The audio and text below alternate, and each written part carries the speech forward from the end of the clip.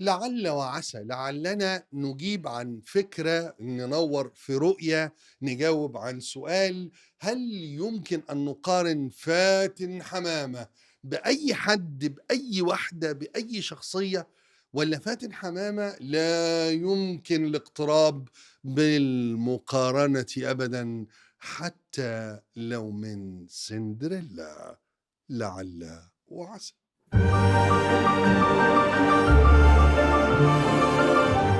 طبعًا أنا أندهش وأستغرب وربما أستنكر أيضًا، يعني إنه لمّا ييجي أي حد يسأل السؤال اللطيف ده، سؤال لطيف يعني يعني لا بأس، يعني الحياة تحتمل أسئلة من كل الأنواع والأشكال مهما كانت درجة يعني عمقها أو سطحيتها أو طيبتها وسذاجتها أو يعني تطفلها أو فضولها.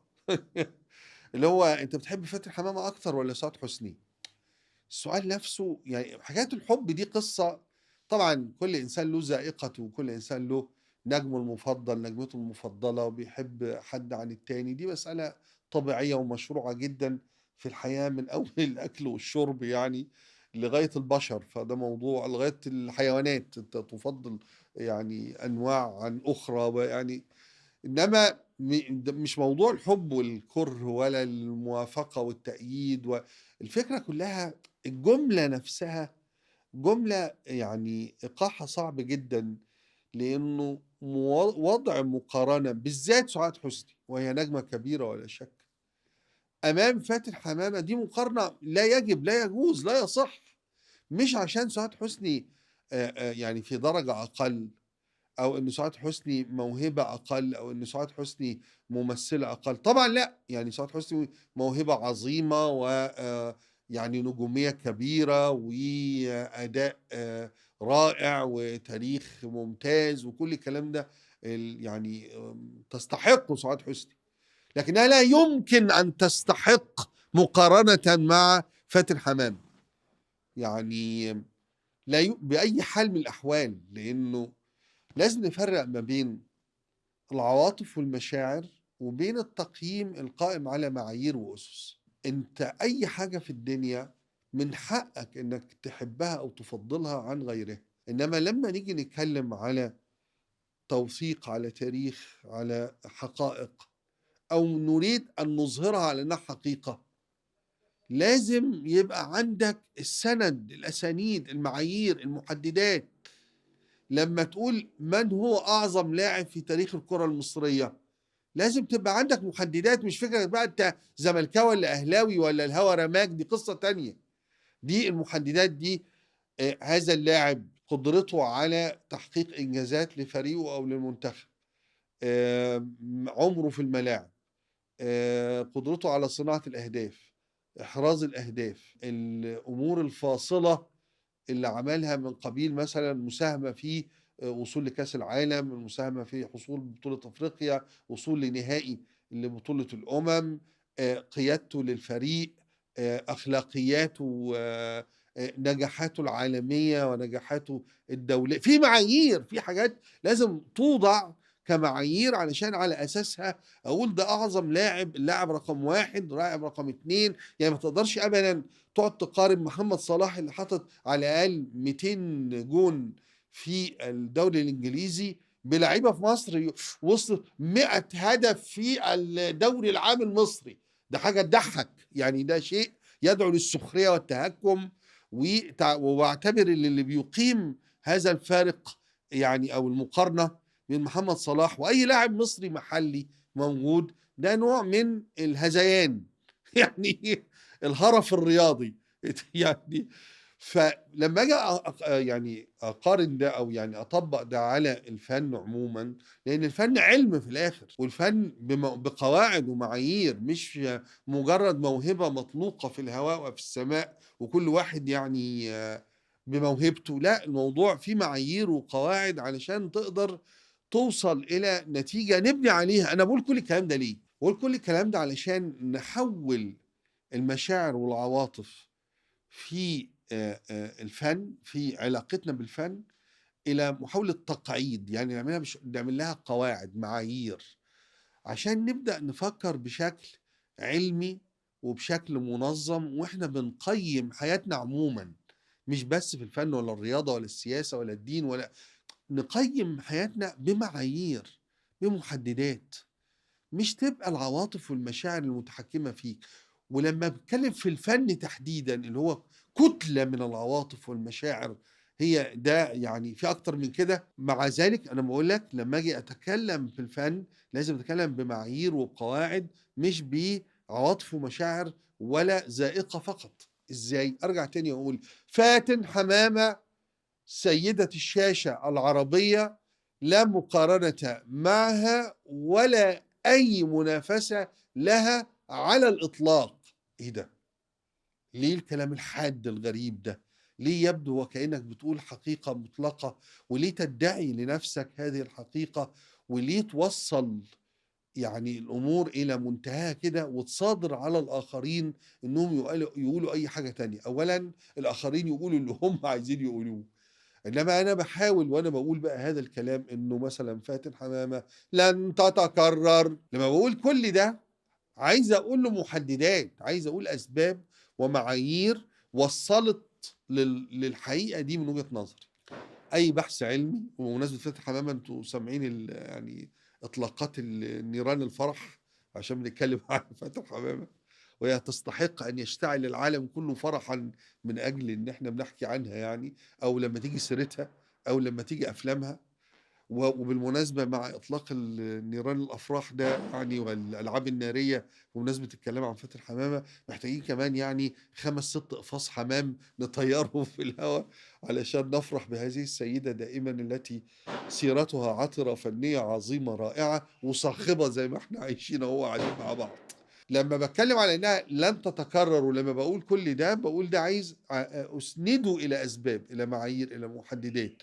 ومش معنى ده انتقاص لآخرين، ولا معنى ده تخفيض من قيمة أو نزول بدرجة لممثلات أو نجمات أو فنانات أخريات مصريات، وعلى رأسهم أو على رأسهن سعاد حسني. ده مش تقليل منهم، ده توصيف لفاتن حمامة بالمعايير والمحددات. ليه؟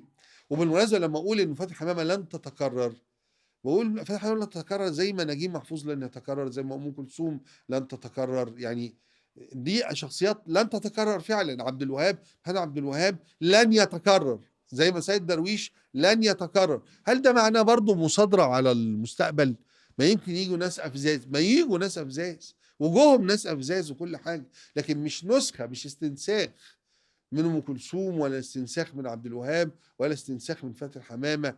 ما شكسبير يعني مش شكسبير لن يتكرر، ولا مش شكسبير الأديب الأعظم في تاريخ البشرية والراجل الإنجليزي اللي ما اتكررش مع كل عظماء الأدب والمسرح الإنجليزي اللي بعده. ليه بقى فاتن حمامة؟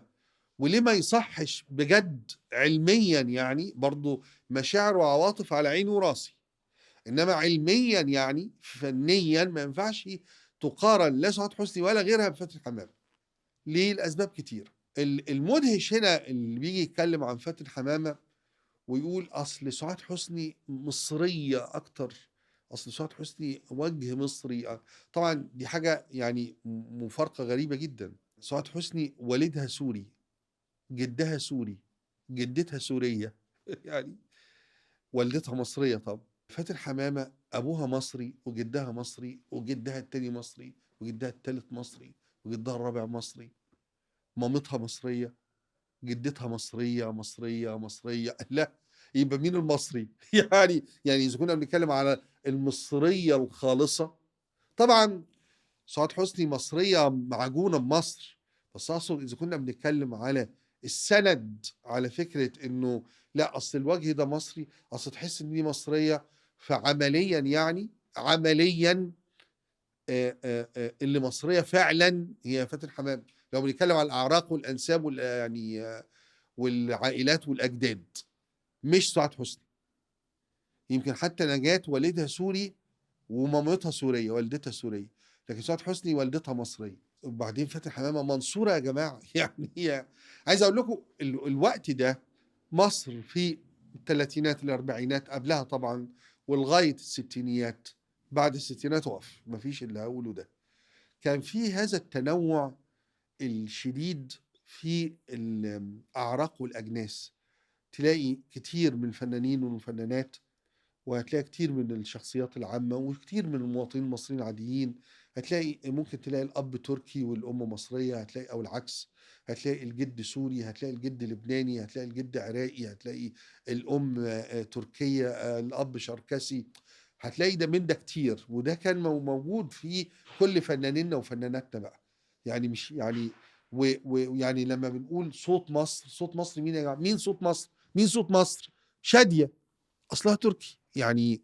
فيعني فلما بنتكلم على الوقت ده والزمن ده، كلهم مصريين وكلهم مصريات، لكن على الاصل والجذر احنا بنتكلم على لا، كان في هذا الاختلاط والاعراق، ومصر كانت منفتحه لكل الشعوب العربيه ولكل الدول العربيه ولغير العربيه. يعني لو هنتكلم عن رشدي اباظه، راجل قوقازي، راجل من ابخازيا يعني اذا كنا يعني، وبنتكلم على امه ايطاليه. رشدي اباظه ده مصري منقوع في مصر. ستيفان روستي ابوه نمساوي، فتقدر تقول ستيفان روستي مش مصري.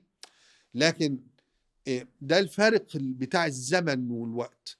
انما لو بنتكلم على الخلاصه بقى، مين المصري بالعرق والدم، يعني اقدر اقول لك فاتن حمامه، هدى سلطان، ماجدة الصباحي. لو احنا بنتكلم بقى على الجيل ده، بتكلم على الجيل ده.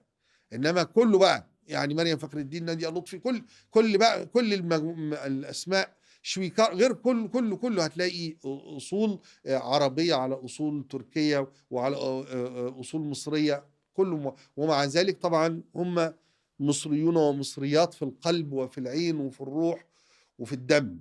فارجع اقول اذا كان من باب اولى فاتن حمامه هي اللي مصريه ونجم مصريه خالص. طبعا يقول لك برضه فاتن حمامه، انا بشرح دلوقتي الاسباب على فكره ليه فاتن حمامه لن تتكرر، وليه فاتن حمامه هي سيده الشاشه العربيه، وليه فاتن حمامه تاريخ لا يمكن باي حال من الاحوال ان يقترب منه احد، ان يساويه عيب ان انا اقول يساويه، انه يصل الى جزء وقدر من مجده. ليه؟ لانه كمان ببساطه يا جماعه، السيده سعاد حسني بدات اول افلامها وهي شابه صغيره، يعني اظن في 16 سنه. اول فيلم لها سنه 1959. طب يا جماعه فاتن حمامه بدأ من سنه 39. فاتن حمامه سنه 59 دي عامله بين الاطلال وعامله دعاء الكروان، يعني بنتكلم فيه من الاول يعني. فاتن حمامه لو كانت اعتزلت سنه 59 كان كفاها اللي عملته يعني كان عدد الافلام بالاداء بالتميز بالتنوع اللي عملته كان يكفيها جدا لو اعتزلت سنه 59 انها تبقى سيده الشاشه العربيه.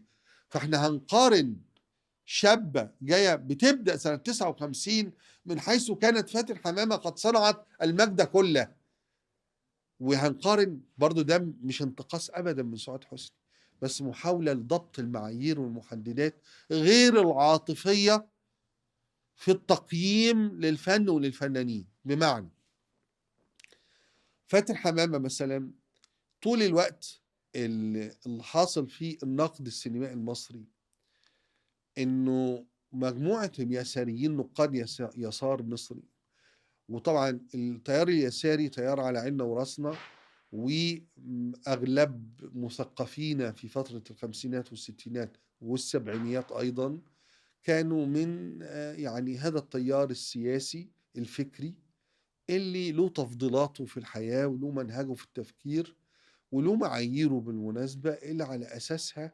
بيقيم وبيقدم. لكن هي المشكل أنه كان التيار اليساري هو اللي متحكم في كل شيء، صحافة وقتها ونقد سينمائي وهو اللي يقدر ينجم ويعلي، وهو اللي يقدر يخفت الأضواء، وهو اللي يقدر يتهم ويهاجم. يعني قاعد طول الوقت يقول على نجيب محفوظ أديب المدينة، أديب الطبقة المتوسطة، أديب البرجوازية. وكانوا عايزين يصعدوا أو يعني بيعظموا كاتب اسمه محمد صدقي، ومفيش 10 تنفار في مصر فاكرينه دلوقتي انه اعظم من نجيب محفوظ. ده نتيجة ايه؟ الايديولوجيا، نتيجة ان الناس عندها قناعة انهم ناس اشتراكية كده وعندها افكار اشتراكية ويسارية، فتقييمها غير تقييم الفن. ما بيقيموش بالفن، بيقيموا بوظائف سياسية، افكار سياسية. ايه علاقة ده بسعاد حسني؟ هقول لك اهو. السينما المصرية بقى كان فيها مجموعة من النقاد السينمائيين الكبار المهمين المؤثرين، أساتذتي ولحم أفكارنا من خيرهم يعني، وعلمونا السينما وحب السينما وتقييم السينما، بس علمونا غلط يعني. كانوا بيقدموا سعاد حسني على اعتبار انه فاتن حمامة ممثلة الطبقة البرجوازية، الطبقة المتوسطة، مش معبرة عن المرأة المصرية والشابة المصرية التي تعاني.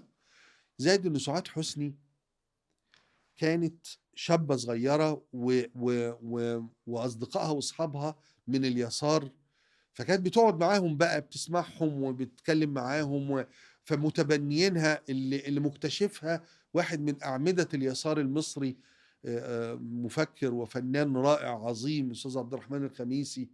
فاليسار احتضنها، فبينجمها ويلمعها ويقدمها، وكمان عايز يسويها بفاتن حمامة. حاجة مذهلة.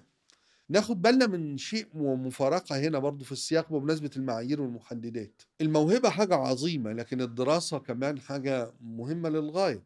فاتن حمامة خريجة معهد السينما، خريجة معهد التمثيل من الدفعة الأولى أظن، وهي من الدفعة الأهم والأجمل والأنجب في تاريخ السينما المصري.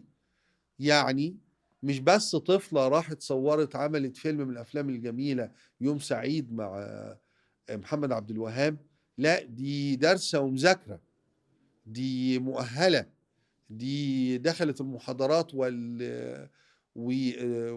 والمعهد وتخرجت وحصلت على شهادة. سعاد حسني بنت شابة لطيفة، لكن اللي علمها القراءة والكتابة الفنان إبراهيم سعفان، قراءة وكتابة أصلا، واللي يعني ويشارك فيه يعني تعليمها وتدريبها الفنانة أنعام سالوسة، وهم كانوا شبان أياميها طبعا.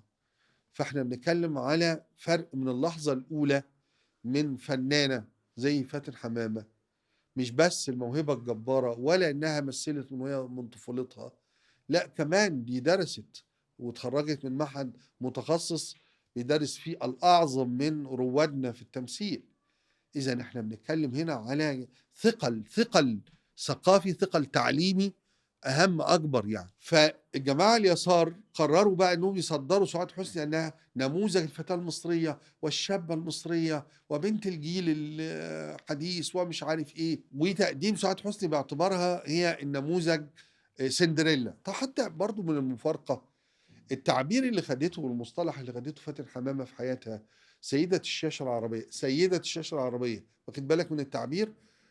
سعاد حسني سندريلا. احنا عارفين طبعا قصة سندريلا، يعني البنت اليتيمة اللي مرات ابوها بتعذبها، اللي بتجي لها الجنية تاخدها توديها حفل الامير، والحذاء الزجاجي، والساعة 12 تمشي. يعني الموضوع كله قايم على سندريلا، يعني على خيال وعلى حلم وعلى فتاة. انما لما اقول سيدة الشاشة، لا احنا بنتكلم على السيادة هنا، على القوة والسلطة والمكانة والمكنة يعني والمجد حقيقة الأمر. طيب لما أروح لفاتن حمامة تاني في القصة بتاعة التفضيل إنه نجمة زي سعاد حسني هي معبرة أكثر عن إزاي يا جماعة، أو عن الطبقة الشعبية أو عن الفتاة المصرية الحقيقية. ده حد ناس ما فكروش حتى إنهم يفتحوا دفتر ويشوفوا قائمة أفلام فاتن حمامة. يعني فاتن حمامة مثلت الشخصية المصرية في كل طبقاتها وشرايحها. يعني يقول لك فاتن حمامة أصلها بتاعت الطبقة المتوسطة، فين ده؟ يعني فاتن حمامة عملت دور فلاحة التراحيل في فيلم الحرام، واحد من أروع وأجمل الأفلام المصرية عن الفلاحين المصريين، عن الرواية طبعا للعبقري يوسف إدريس وإخراج الأستاذ هنري بركات. الحرام، جدر البطاطا السبب. اللي عايز يتفرج على فيلم ريفي في سيدة عاملة تراحيل. التراحيل دي يا جماعة لمن لا يعني يتذكر منا، هم مجموعة الفلاحين اللي ما عندهمش أرض، أجريين، بيجي موسم للحصاد أو موسم للجني يعني، فعربيات بتلف، مقاولين بيلفوا في القرى ويلموا الفلاحين عشان يروحوا أراضي أخرى بعيدة عن بلدهم يجمعوا فيها المحصول وياخدوا مقابل الجني ده والمحصول ده فلوس أجر يعني. فهم لأنهم ناس أرزقية وناس ما عندهمش أرض وناس ما عندهمش شغل بيروحوا يرحلوا من مكانهم إلى مكان آخر اللي بيروحوا فيه يجمعوا القطن ولا يجمعوا المحصول، وبيعيشوا في خيم يعني أو على أطراف القرية أو في كشاك أو في أكواخ خوص. حالة يعني ضايعة، حالة ضايعة، عمال الترحيل حالة ضايعة. ففاتن حمامة في فيلم الحرام فلاحة الترحيل اللي هي يعني مشاهد ولادتها في الغيط وأتعابها والنفاس اللي جرى وحمى النفاس اللي جرى شيء بديع ورهيب لفلاحة مصرية تماما وكلية. طيب تعالى روح حتى لفاتن حمامة فلاحة في ابن النيل، فيلم شكري سرحان يحيى شاهين وطبعا يوسف شاهين، فيلم ابن النيل اللي هو الفيلم المصري الوحيد اللي عمل صور حية حقيقية تسجيلية للفيضان. يعني انتوا مش دايما بتسمعوا عن كلمة فيضان قبل السد العالي، اصلا كان بيجي فيضان ويعمل الفيضان ده اللي سجله وصوره وشفناه سينمائيا هو يوسف شاهين في فيلم ابن النيل. فاتن حمامة هي زوجة شكري سرحان الفلاحة الفقيرة اللي جوزها عايز يهرب من القرية وعالم الريف الضيق الخانق ويروح المدينة ويروح وابن النيل طيب ما هي الفلاحة اهي. يعني لما تشوف دعاء الكروان مش بس فلاحة وخادمة، وخادمة مش بس فلاحة بقى وخادمة، لا وكمان غجرية من البدو من العرب من أعراب الفيوم. أداء فاتن حمامة في دعاء الكروان، ودعاء الكروان نفسه كفيلم سيبك من أنه فيه أهم موسيقى تصويرية في تاريخ مصر الأندريه رايدر، أعظم موسيقى تصويرية لأي فيلم مصري هو رقم 1 أندريه رايدر في دعاء الكروان. بعد كده فؤاد الظاهري وأندريه رايدر نفسه بقى في رجل التاني وغيرها، وعمر خيرت طبعا في أعمال عظيمة. قضية عم أحمد فيلم غريب جدا، قضية عم أحمد ده فيلم عيان، فيلم تعبان يعني بسيط جدا جدا خفيف ويعني أقل من المتوسط، لكن الموسيقى بتاعته خالدة يعني. المهم إنه يعني دعاء الكروان النجمة العظيمة فاتن حمامة فيه ده قايمة بدور فلاحة قروية بدوية. هفكرك بسرعة قوي بدورها كخادمة من الدلتا بقى في أفواه وأرانب. يعني هي خادمة اهي، فلاحة خادمة في دعاء الكروان، فلاحة وخادمة نعمت في أفواه وأرانب. الأستاذ سمير عبد العظيم مؤلفا ومحمود ياسين بطلا طبعا، والأستاذ هنري بركات مخرجا. ايه رأيك في أداء فاتن حمامة في أفواه وأرانب اللي احنا طول الوقت بيجيبوا منه مشاهد عشان تنظيم الأسرة؟ شوف أداء فاتن حمامة لأنه كمان ده ريف مختلف، ده ريف بحري مش ريف صعيدي، وريف في بحري كمان في المنطقة بتاعت المنصورة والسنبلاوين والحتت دي اللي هو له لهجة غير فاتن حمامة في ليلة القبض على فاطمة البورسعيدية اللي بتتكلم بلهجة بورسعيد، والفلاحة البورسعيدية بقى. شوف انا بتكلم على دور واحد كفلاحة وتعدد تعبيراتها وأداءاتها في هذه الأفلام، ومن أول لهجتها لزيها لحركة جسمها لتعبيرات وشها فيما يخص هذه الأدوار. وبكلمك حتى بقى جوه الدور ده على دور الخادمة من الصعيد إلى بحري، ومن فيلم سنة 59 لأظن فيلم 75 ولا كام و70 فيلم أفواه وأرانب. شوف الزمن، شوف القدرات. فما تقوليش أصل فاتن حمامة سيدة القصر وبتاعت أفلام الطبقة المتوسطة. ليه؟ وعائشة ده كان إيه؟ فيلم عائشة اللي كانت بنت زكي رستم وبيشغلها ببيع يا نصيب، ثم الراجل خدها وعشان يربيها لأنه مكان بنته اللي ماتت ما ده كان دور إيه ده؟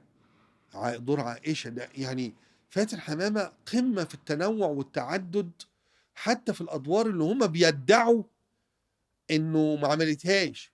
هو يا جماعة إحنا هنهزر؟ هي سعاد حسني قامت بدور فلاحة في كام فيلم؟ الزوجة الثانية فكروني عملت فلاحة في أنهي أفلام تاني؟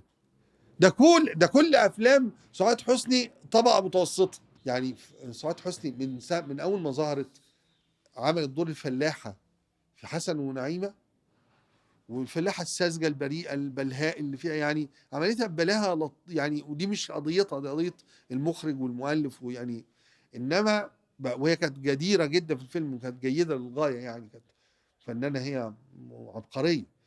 وعملت فلاحة الزوجة الثانية بأداء رائع مبهر، فاطمة في الفيلم، صلاح أبو سيف وسعد الدين وهب، سيناريو وحوار وطبعا قصة أمين يوسف غراب الزوجة الثانية أظن.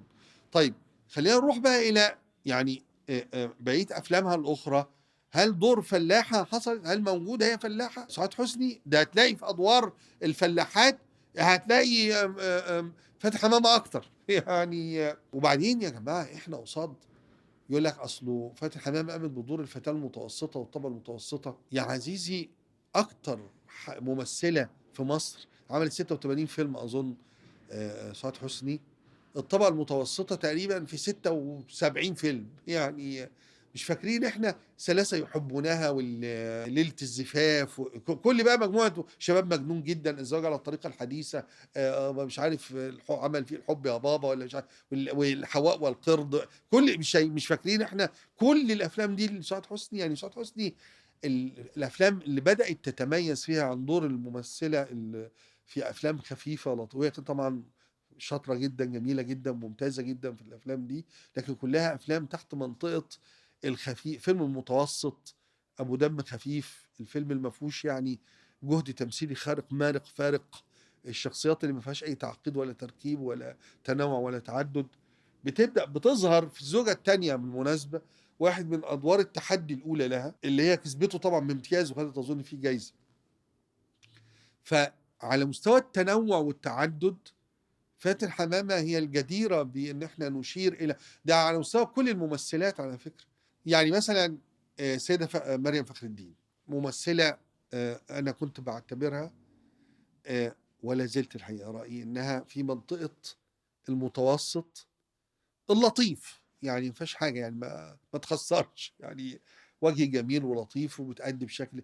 أنا لما أدركت إنه مريم فخر الدين ممثلة عظيمة، ممثلة عظيمة، يعني طول الوقت بقدرها في منطقة الممثلة متوسطة الإمكانيات والقدرات، ثم فوجئت مرة وأنا قاعد جنبها على الكنبة لأول مرة في حياتي يعني ألتقيها شخصيا، إنها ممثلة عظيمة رائعة فذة. إزاي؟ لأنه اللي قاعد على الكنبة جنبي دي لا علاقة لها باللي على الشاشة بشوفها.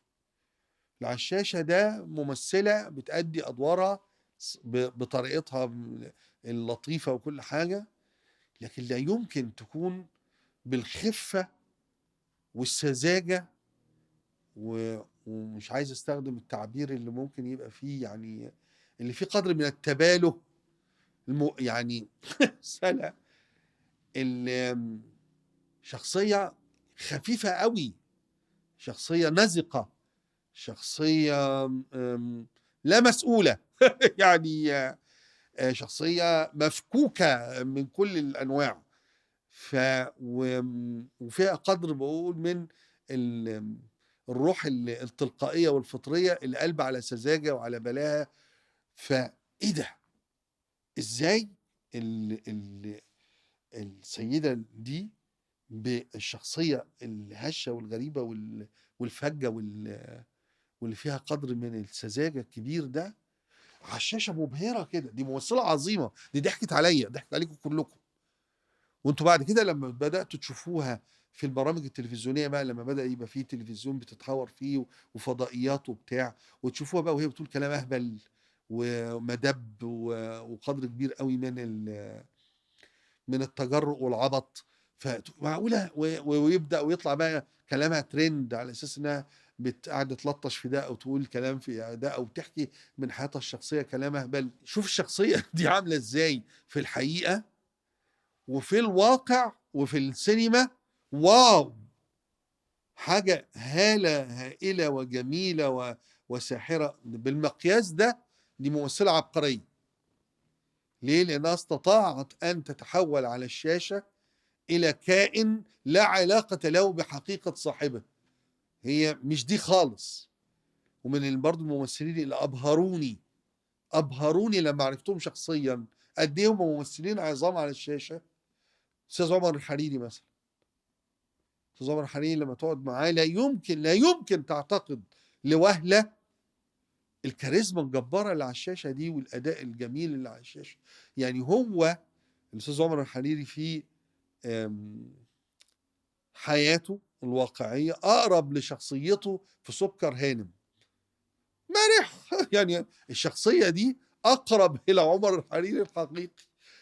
إنما دور بقى وكيل النيابة وضابط المباحث والصديق الإيه والمفكر الإيه والمحامي ويطلع على المسرح مع الأستاذ عادل إمام في شاهد ما شافش حاجة أو في الواد سيد شغال.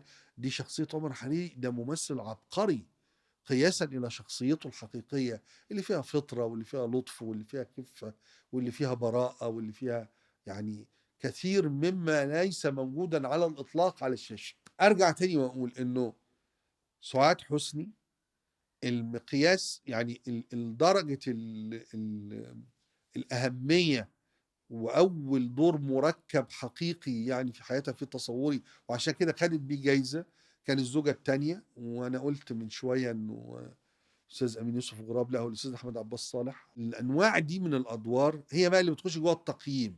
يعني لما فاتن حمامة عاملة 96 فيلم، سعاد حسني عاملة 86 فيلم، تعالى أحكي لك على المتميز وعلى الأفلام اللي عاملة بصمة والأفلام اللي عاملة محور وسويتش في تاريخ السينما بل في تاريخ مصر، وقارن بين ده وده، بين الأداء ده والأداء بين الممثلتين العظيمتين دول. فأقول لك بالتقييم إنه فاتن حمامة تكسب 1000%. ليه؟ خلينا نقف عند نقطة مثلا قضايا المرأة المصرية بتعاني، العالم كله المرأة بتعاني فيه، وفترات يعني دلوقتي الدنيا بتتغير. انما لما بنتكلم على 50 سنة فاتوا ونتكلم على 60 70 سنة فاتوا، نتكلم على 100 سنة فاتوا يعني احنا المرأة المصرية خدت حق التصويت في الانتخابات سنة 56.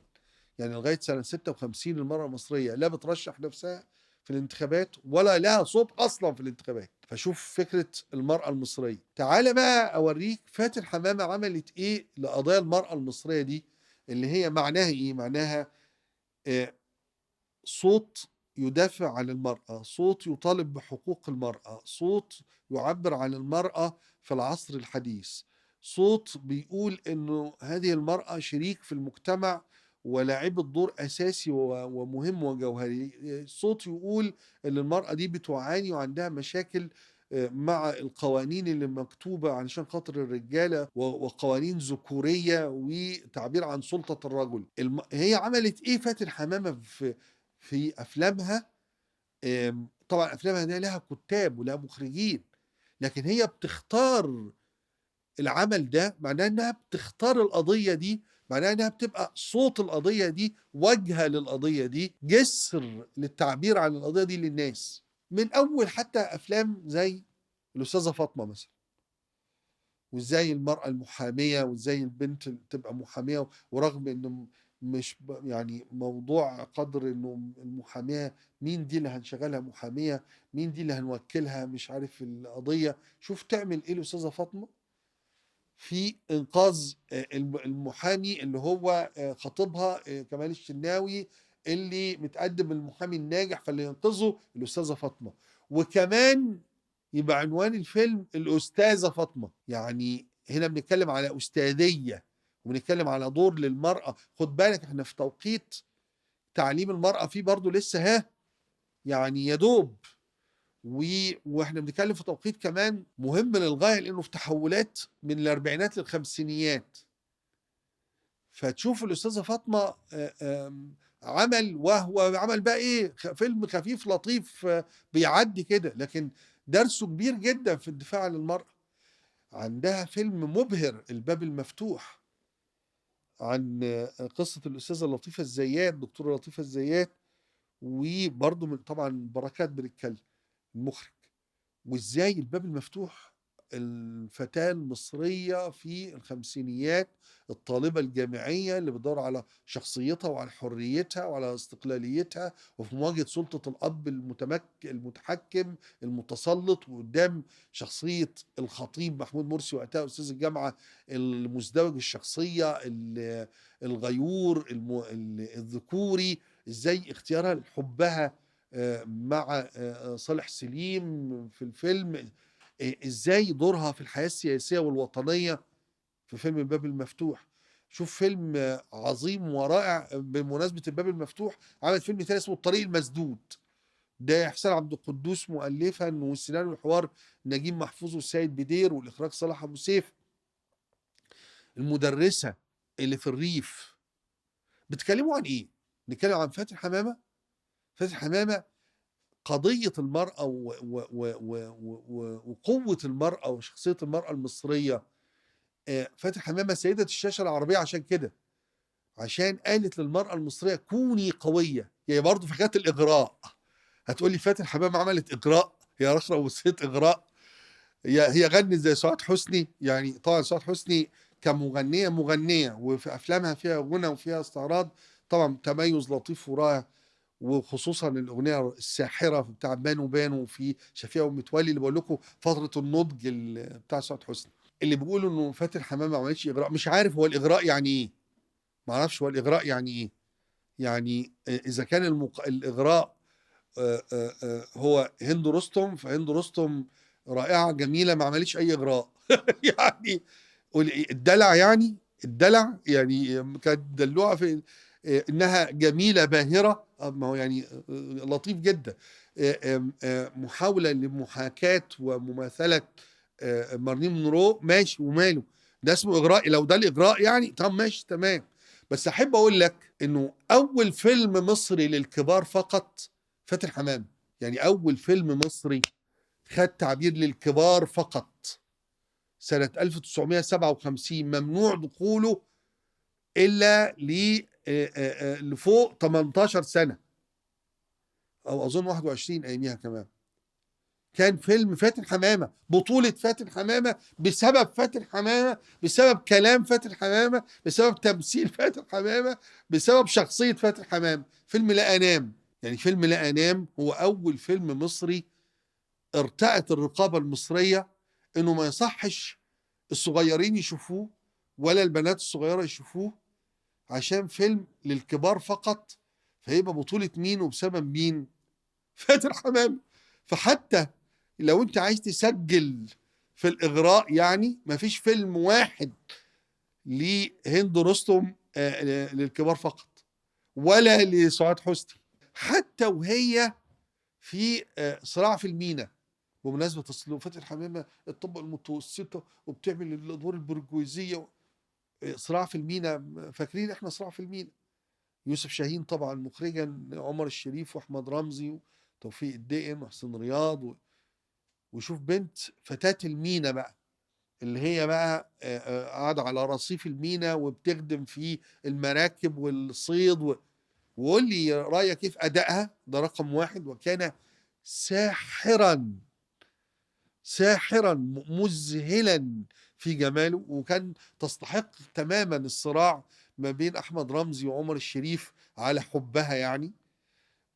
وهي بتعمل الدور البنت فتاة الميناء دي، اللي هي فيها الجدعنة وفيها الشطارة وفيها الاعتماد على الذات، وفيها مواجهة عالم الذكور بتوع المينا، وفيها الدلع والرومانسية والرومانتيكية واللطف اللي في دورها. وخد بالك دي فتاة المينا هنا موجودة في صراع في المينا، وخد بالك برضو في واحنا فاطمة في بورسعيد، ليلة القبض على فاطمة، وهنا برضو نفس وخد بالك من فيلم كان اسمه حب ودموع، فيلم معقد جدا يعني تراجيدي للغاية، كان مع أحمد رمزي، وبرضه هي كانت في المينا وبنت المدينة الساحلية وهو البحار اللي بيه.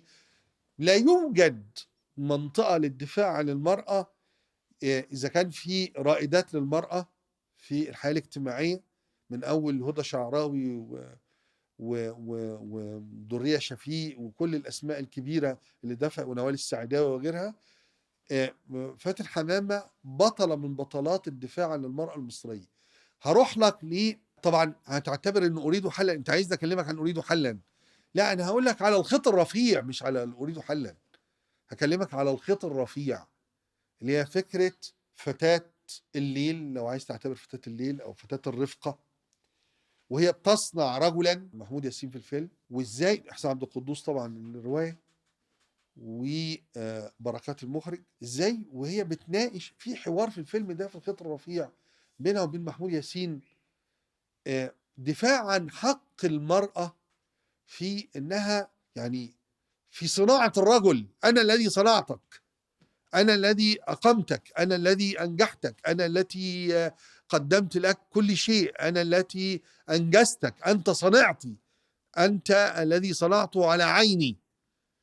فشوف دفاعها عن حق المرأة في ازاي، وبعد ده كله بترميني ورايح تجري ورا خطبة او جوازة وبتتبرى مني، انا اللي انا صنعتك، انا اللي انا شاركتك، ده مش هقول لك بقى على اريد حلا، يعني هجي لك دلوقتي على اريد حلا، لكن عايز افكرك بمناسبة الخيط الرفيع، حوار محمود ياسين مع فاتن حمامة، افتكروا في الخيط الرفيع الحوارات الطويلة. كان في حوار اللي هو يعني في درجة من درجات الروعة والجمال، سواء في جرأة وشجاعة الحوار نفسه اللي عامله حسام عبد القدوس، والرقابة أياميها إزاي، يعني ما أظنيش إنه يعني ده ممكن يتكرر، وهي بتقول له خليك إله وانشر دعوتك، لا أنا مش نبي أنا بمنتهى الروعة ده. وشوف تعاملهم في الفيلم طول الوقت، المهندس المعماري والسيدة يعني رفيقته اللي بتصنعه، وهاتهم هما الاثنين في أفواه وأرانب. نعمة فلاحة جريها واد مش عارف ايه، الاداء بتاعها ده، وقعدتها في الكنبه الخلفيه للعربيه، ومحمود ياسين بيسوق العربيه، وجنبه ايناس الدغيدي وقتها كانت بتمثل يعني مخرجتنا الجميله، والنظره بتاعه فاتن حمامه لايناس الدغيدي اللي هي الخطيبه التي ستخطف هذا الرجل منها. شوف حوارات محمود ياسين وفاتن حمامه وهم هنا بقى الفلاحة الخادمة والسيد البيه، وشوف الفرق الرهيب في أداء الاتنين، وفي أداء فاتن حمامة عشان تعرف المعجزة اللي بنتكلم عنها في الأداء، عشان تعرف درجة التلون اللي عاملاها فاتن حمامة عبر السنين. شوف الأداء اللي هنا في الخيط الرفيع، وهنا في أفواه وأناني. نرجع بقى لأريد حلا. أنا مش بس فيلم أريد حلا، فيلم لا عزاء للسيدات، من الافلام العظيمه والرائعه والمدهشه، واللي برضه لازم نتوقف عندها كثيرا جدا في الدفاع عن المراه، وفي ده فيما يخص الاحوال الشخصيه. اكلمك على امبراطوريه ميم، وازاي المراه القائده، وازاي المراه الرائده، وازاي المراه الرمز، وازاي المراه الام العامله. اذا كنا بنتكلم على فاتن حمامه فاحنا بنتكلم على عظمه في التنوع والتعدد والتلون السينمائي، وبنتكلم على اداءات وعلى افلام هي علامات تاريخيه، مش في السينما بس، ولا في فن الاداء ولا فن التمثيل والتشخيص، لا ده كمان في المجتمع وفي صياغه صوره المراه في المجتمع ده.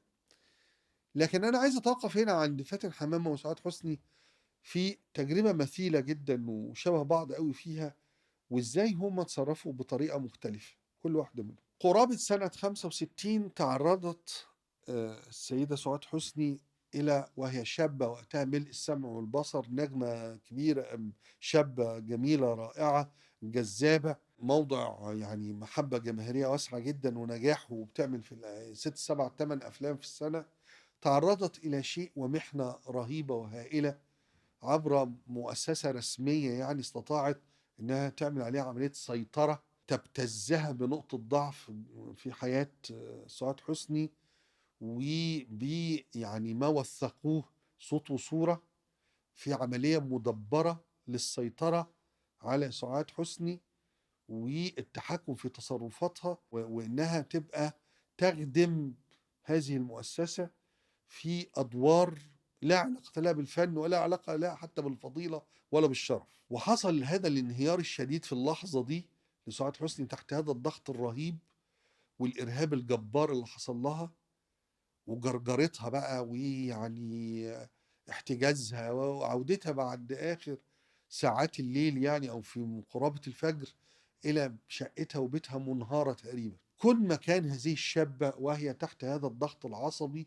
الرهيب والهائل من قدر رهيب ومن قبضة سوداء ومن ضغط عصبي نفسي أمني سياسي مروع، ازاي مشاعرها عواطفها ازاي بتفكر، ازاي هتكمل حياتها، ازاي هتعيش اصلا بعد اللي حصل ده، وازاي تعمل اللي مطلوب منها، وهو موضوع لا يمكن بأي حال من الأحوال يقبله إنسان طبيعي سوي عادي، حتى لو كان إنسانة فيها شقاوة وفيها صعلقة وفيها نزق وفيها يعني جنان، حتى لو كده، حتى لو سعاد حسني وقتها كان كده. أنا لما بنقرأ وثائق هذه المرحلة اللي مرت بها سعاد حسني، ساعتها تكبر هذه السيدة وتقول إن الشابة دي مش إنسانة عادية، تحملت ما لا يتحمله بشر، لأن الوضع ده استمر سنتين واكتر شوية. عملت ايه سعاد حسني؟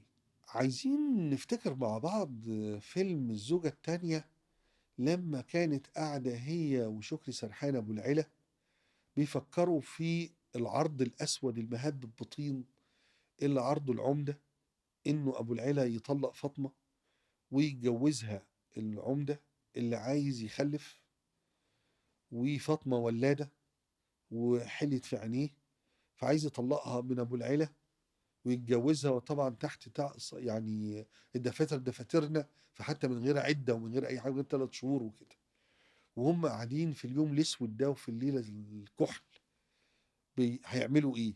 فسمعت الاراجوز وغنى الاراجوز، وده حاجه استخدمها صلاح ابو سيف في شباب امراه، اسف، في الفتوه مع تحيه كاريوكا وفريد شوقي، واستخدمهم برضه مع حيله عملها مرتين او يمكن 3، لانه عامل كمان في فيلم الوحش نفس الحيله بتاعت الاراجوز. فبتنتبه الى انها تقدر تضحك على العمده وتقدر تتجوزه نظريا، لكن ما تنولوش نفسها ابدا، بل ولما يعني تحبل من جوزها الحقيقي الشرعي. صوروا دهاء هذه الفلاحه المصريه في الفيلم وذكائها اللي استمد من الاراجوز وقصته، قدرتها على المقاومه. سعاد حسني عملت الكلام ده حوالي 2 وشهور لغاية 67، لغاية نكسة 67 وانهيار يعني الأطراف اللي في المؤسسة الرسمية دي اللي كانوا عاملين في سعاد حسني العملة السوداء دي. 2 وشوية دول سعاد حسني ما نولتش حد غرضهم خالص، بالابتزاز ده، بالضغط ده، بالحصار ده، بالمطاردة دي، بالقوة المؤسسة دي، بظلامية رجالها. أيوة نعم، تصور الكلام ده هل أنا بقوله شفويا يعني ناس حكولي؟ لا لا لا لا، ده في الورق الرسمي إنهم عملوا كده مع سعاد حسني، تصوروا إنهم سيطروا عليها وتصوروا إنهم هيشغلوها لحساب أهدافهم، لكن سعاد حسني ما نولتهمش أي حاجة خالص، قدرت تهرب منهم وهي بتشتغل وهي بتصور وهي بتعمل افلام اللي احنا بنتفرج عليها دي. شوفوا افلام سعاد حسني من سنه 65 لغايه سنه 67 وشوفوا الافلام دي وانتوا متخيلين في خلفيتكم الذهنيه اللي كانت بتعانيه سعاد حسني في الفتره دي، وازاي انها تأجل، تسوف، تتهرب، تغير مواعيد، تغير مكانها، ولم يستطع أحد منهم أبدا إنه يتمكن من استخدام سعاد حسني رغم كل اللي عملوه فيها في أي شيء آخر لصالحه. دي بطلة، ودي طريقة مواجهة أظن إنها أثرت على أعصابها ونفسيتها. وأظن لو إحنا مشينا بالزمن بعد شوية، الانهيارات النفسية اللي حصلت والتقلبات والانهيارات النفسية اللي حصلت والاكتئابات اللي حصلت للسيدة سعاد حسني، أظن مردها طبعا الطفولة كانت فيها مشكلة كبيرة جدا، والنشأة فيها مشكلة أكبر، لكن جزء كبير من حياتها أزمتها اللحظة النفسية دي، الصراع ده بصم عليها 100%. حتى اكتئابها الأخير بقى وحادثة الانتحار، أو يعني أنا أزعم إنه انتحار، يعني البعض يتصور إنها ماتت اغتيالا، لكن أنا في تصوري وتقديري إنه كان انتحارا. لكن عموما التجربة دي نفسها من نفس المؤسسة دي ذاتها تعرضت لها فاتن حمامة. بس الفرق طبعا بين يعني السندريلا وبين سيدة الشاشة فرق نوعي كبير، انه فاتن حمامة ما حدش عارف يسيطر عليها، وما عندهاش ما عندهاش نقاط ضعف، وما عندهاش مغامرات تتمسك منها، وما عندهاش اغراءات تتجذب بيها. ها ليه؟ لانه ده جزء من شخصية بقى فاتن حمامة. ازاي هي الشخصية الصارمة المنضبطة، الشخصية اللي عندها إدارة لذاتها، اللي عاملة فصل بينها من حياتها الخاصة وبين الحياة العامة. بالمناسبة ما بتسهرش، ما بتروحش عزومات، ما يعني لما بتعزم في بيتها، وده كان بقى مناط السيطرة أو محاولة استخدامها، يعني لما بتعزم بيتها بتعزم كبارات مصر من مثقفين مصر ومفكرين مصر. فمش أداء البنت الشابة النازقة بقى وبتاعت السهرات ويعني والحياة المرحة والحياة المنفتحة، لا لا خالص. سيدة شاشة، سيدة حياة، سيدة قصر، ودرجة من الانضباط والإدارة للذات بطريقة يعني. وبالمناسبة وقتها كانت على ذمة عمر الشريف، رغم أنهم كانوا منفصلين وهو كان سافر في احترافه السينمائي إلى الخارج.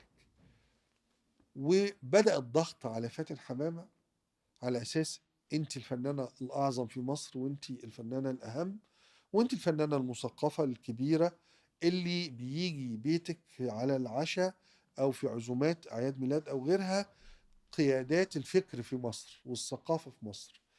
فاحنا مش عايزين منك أكتر من إن احنا نحط أجهزة تنصت في الأباجورة، في المروحة، ولا في جهاز التكييف لو كان موجود أياميها جهاز تكييف يعني، في يعني في البيت أجهزة تنصت علشان يتسجل اللقاءات دي، فنسمع بقى أحمد بهاء الدين بيقول إيه رأيه في الحكومة، يوسف إدريس بيقول إيه رأيه بقى، الكبارات بقى اللي بيقولها. طبعا أنا مندهش ليه قالوا لفاتن حمامة؟ كانوا ممكن يحطوا الأجهزة دي عادي، يعني حطوها في عند ناس كتير يعني. ومن ضمن برضه الوثائق بتقول انهم يعني حطوا اجهزه تنصت في غرفه نوم ناديه لطفي 3 سنين، فنانتنا العظيمه العبقريه يعني. فليه استاذنوا فاتن حمامه؟ عشان يكسروها. كان ممكن يعملوا ده من وراها، بس هم عايزين يكسروها، يكسروا عينها، يكسروا كبريائها. هي عندها الانفه والكبرياء، وعندها الاستقلاليه والسمو. فجزء من انه احنا مش بنعمل ده من وراكي، احنا عايزين نعمله وتحت عينك وبرضاكي وموافقتك، وانت اللي تعزمي الناس علشان نتصنت عليهم. عملت كيف فاتن حمامة؟ قررت انها تاخد وقتها، حاضر ماشي. وقامت في اسبوعها، نفس الاسبوع اللي طلب منها المطلب ده من اهم شخصية في المؤسسة الرسمية دي وقتها، مضت عقود 3 أفلام، وخدت عربين مقدمات يعني الأفلام ال3. ثم زمان السفر بره كان لازم يتقدم طلب لوزارة الداخلية عشان تسمح لك بأنك تسافر بره. فقدمت طلب إنها عايزة تسافر بره عشان تشتري اكسسوارات وملابس للأفلام ال3 المتعاقدة معاهم بالعقود دي، واللي قبضت العربين بتاعت العقود. وافقوا لها على السفر. سافرت سنة 65، رجعت سنة 71. 6 سنوات. رغم انه المؤسسة دي اللي بقول لكم العناصر الفاسدة اللي فيها انكسرت بعد 67 وحكمت وكل حاجة، لكن في المحصلة هي اعتبرت انه النظام اللي فيه ده، اللي فيه النوع ده من الشخصيات، والنوع ده من الطلبات والنوع ده من التصرفات والسلوكيات والممارسات ما يتعش فيه. فخرجت سنة 65 وهي أعظم نجمة في تاريخ السينما المصرية وحاضرة وقتها، الأعلى أجرا، الأعلى جماهيرية، الاسم رقم واحد، ما فيش اسم فوق فاتن حمامة أصلا. ومع ذلك خرجت ومقررة ما ترجعش، وبعد أسبوعين من سفرها بعتت عرابين المقدمات، يعني شوفوا العظمة بتاعتها، للمنتجين. يعني ما استباحتش الفلوس، رجعت الفلوس لاصحابها، وقعدت بره مصر وهي النجمة الأولى لا تمثل. غابت عن السينما المصرية 6 سنين. هتقولي مثلت أفلام، أقول لك مثلت فيلمين أو 3 في ال6 سنين دول في بيروت مع فريد الأطرش، فيلم حب الكبير أظن. عملت فيلم اسمه حبيبتي مع محمود ياسين. رجعت سنة 71، 6 سنوات. بالمناسبة في الوقت ده جمال عبد الناصر قال لي هو فين فاتن حمامة؟ هي فين فاتن حمامة يا جماعة؟ بعت لها وكيل وزارة الثقافة وقتها كان سعد الدين وهبة، سافر لها لندن، وبالمناسبة كانت منفصلة عن عمر شريف وقتها. بعت لها وزير الثقافة عشان ترجع، رفضت. فاتن حمامة لما مس كبريائها وحصل طلب مرعب وغريب وقاهر وعجيب لهذه السيدة، بكل كبرياء وبكل أنفة وبكل بسالة وبكل بطولة وبكل شجاعة. أصل في ناس ممكن يقول لك أصله دخل السجون، أصل الناس حصل لهم إيه، إنما في ناس بتتعرض مواقف زي دي فتنفي نفسها بره البلد عشان لا تتنازل عن وطنيتها ولا كرامتها ولا كبريائها ولا إنسانيتها ولا تخون أصحابها والناس اللي بتأتمنهم ضيوفها في بيتها. ده إيه ده؟ بكل يعني ولا مليم، خلاص ما بتمثلش. الأعلى أجرا دي ما بتمثلش.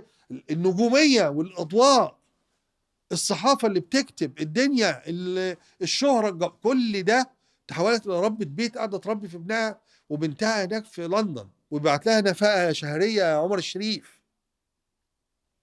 إيه ده؟ في شخصية بالجلد ده، بالقوة دي، بالاحترام للنفس ده. وبعدين لما بترجع بقى فاتن حمامة في وقت رئيس السادات، بقى لما تولى الحكم رئيس السادات، مجلة الكواكب بتعمل غلاف الكواكب، المجلة الفنية الأشهر وقتها، فاتن في القاهرة، صورة لفاتن حمامة والعنوان فاتن في القاهرة. طبعا فاتن في القاهرة حاجة جبارة. تعمل ايه فاتن حمامة لما تيجي في القاهرة؟ شوف بقى مجموعة الأفلام اللي عملتها بقى، من إمبراطورية ميم لأريد حلا لعزاء للسيدات أفواه وأرانب إلى ما عملتش كتير بعدها. يعني احنا قصاد مجموعة أفلام فيها عظمة الفنانة وروعة أدائها وقمة نضجها وشراكتها في الحياة الاجتماعية والسياسية من خلال هذه الأفلام اللي بتغير قوانين أو مواد في قوانين الأحوال الشخصية وغيرها. احنا هنا قصاد حاجة فذة. حتى فاتن حمامة مع الجيل الجديد وقتها الجديد، يعني الجيل الجديد جيل المخرجين الثمانينات، لما تعمل يوم مر يوم حلو وتعمل أرض الأحلام، وهم أنا رأيي إنهم أفلام مش قوية بالنسبة لها، لكن أنا حضرت تصوير فاتن حمامة في يوم مر يوم حلو، حضرت في الاستوديو في البلاتو الأهرام صور، وإزاي إنه بتيجي في موعد مقدس يعني والتزام رهيب، والاستوديو كله خير بشارة مخرج جميل يعني، نصف عاقل ونصف مجنون يعني، لكن ازاي هي بتعمل انضباط رهيب للبلاتو يعني، وازاي هي بتعمل بمناسبة برضو طبعا البرجوازية والمتوسطة، بتعمل من شبرا، جوزها عسكري، موسيقى عسكرية يعني، عازف في الموسيقى العسكرية. وازاي الحضور، شوف هي في فيلم يوم مر ويوم حلو، وشوف وهي في امبراطورية ميم، شوف الاداءات، وشوف يعني الحالة المبدعة اللي فيها هذه السيدة. ما اقدرش اقول انه على الجانب الاخر لازم اتكلم على سعاد حسني، لان في سبعينيات بقى، في السبعينيات سعاد حسني في حاله من التطور والنضج اللي نقدر بقى نتكلم على افلام بصمات حقيقيه لسعاد حسني. يعني انا بحب جدا انه اشير الى انه فيلم خلي بالك من زوزو ده فيلم غايه في الاهميه وتعبير عن فتره ومرحله مهمه للغايه. لما بتكلم على فيلم زي على ما نطلق الرصاص، في فيلم غرائبي قوي اسمه غرباء، لكن انا رايي انه مهم للغايه ايضا.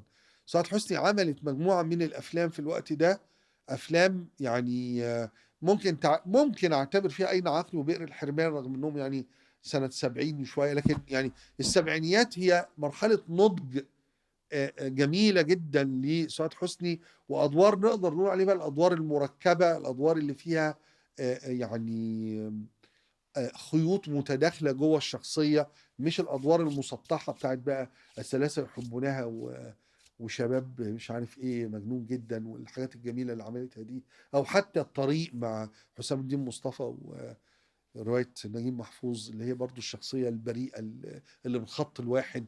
لا، هتلاقي في اهل القمه اكتر من خط جوه الشخصيه، هتلاقيها في المشبوه، هتلاقيها يعني في اعمال، وان كان انا يعني اتصور انه ادوارها الاخيره بتاعت الدرجه الثالثه بقى مع شريف عرفه، هو الراعي والنساء مع علي بدرخان افلام يعني مش الافلام اللي نستطيع ان نسدل بها الستار على يعني مشوار سعاد حسني، لانها افلام اقل. وغالبا الافلام الاخيره للنجمتين كانت افلام يعني ليست اعظم ما قدمت كلتا النجمتين. لكن انا عايز اقول في التوقيت ده، عشان برضو بمناسبه الممثله المصريه عموما، يعني عايز اقول انه في التوقيت ده في ممثلتين مهمتين جدا ربنا يديهم الصحه وطولة العمر. انا رايي انهم عملوا دور مهم جدا في السينما المصريه وللمراه المصريه، ومظلومين جدا لدرجه ان انا عايز اتكلم عنهم بشكل اوسع واكثر افاضه. لكن هم الحقيقه جوهرتين احنا لغايه دلوقتي مش مقدرين عملوا ايه للسينما المصريه. نبيلة عبيد ونادية الجندي، فتره نهايه السبعينيات والثمانينات وحفه كده من التسعينيات، يعني اقدر اتكلم على حقبه زمن من 12 ل 14 سنه. نادية الجندي ونبيلة عبيد لعبوا ادوار رئيسيه واساسيه للمراه المصريه على الشاشه وفي الواقع المصري وفي المجتمع المصري. وعشان كده انا بقى هنا اللي اقدر اقول ان بقى في سؤال دايما يتقال، هو نادية الجندي ولا نبيلة عبيد؟ هنا يصح ان احنا نتناقش في مقارنات. انما مع هدى سلطان وماجدة الصباحي ومريم فخر الدين وهند رستم، واذا كنت يعني عايز تضم لهم ايمان، ولا تضم لهم امال فريد بقى، ولا تضم لهم يعني نادية لطفي، او كل بقى النجمات الجميلات اللي في الستينيات والخمسينيات، وتعتبرهم جيل فاتن حمامة، فيبقى انت كده يعني مش دقيق خالص. فاتن حمامة شيء فريد، يعني رغم انه ماجدة الصباحي حاجة عظيمة وصانعة افلام ومنتجة مهمة وممثلة ونجمة، لكن لا يا جماعة، على مستوى الاداء والتنوع والتعدد والتلون والتقمص والتشخيص والدور الاجتماعي للفن والدور السياسي للفن والانتصار للمرأة، لا احنا بنتكلم فاتن حمامة كوكب لوحده ملوش اي علاقة بالاخرين، اي علاقة.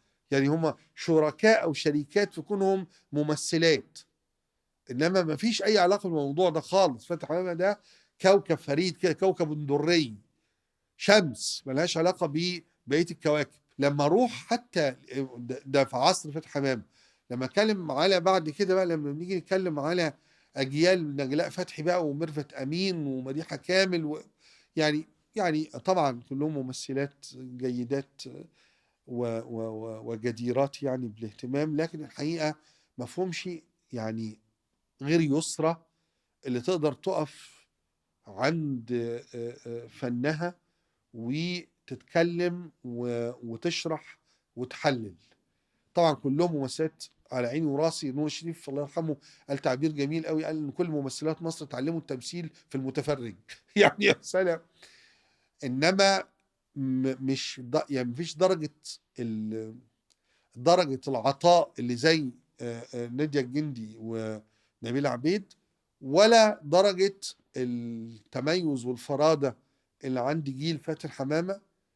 وطبعا ملهمش علاقة في الحقيقة، احنا اتكلمنا فاتن حمامة دي موضوع تاني. يمكن الجيل الأخير، الجيل الأحدث، يعني الجيل اللي احنا عايشينه كممثلات دلوقتي، فيهم بارعات وممثلات ماهرات وبارعات، لكن كتير قوي نقدر نتكلم على انه المناخ والواقع والظروف ما بتنتجش ان هم يقدروا يبقوا يعني حالة متميزة واخدة خطوة. المفروض كل جيل يجي ياخد خطوة ابعد من اللي قبله وانجح من اللي قبله ويضيف على اللي قبله.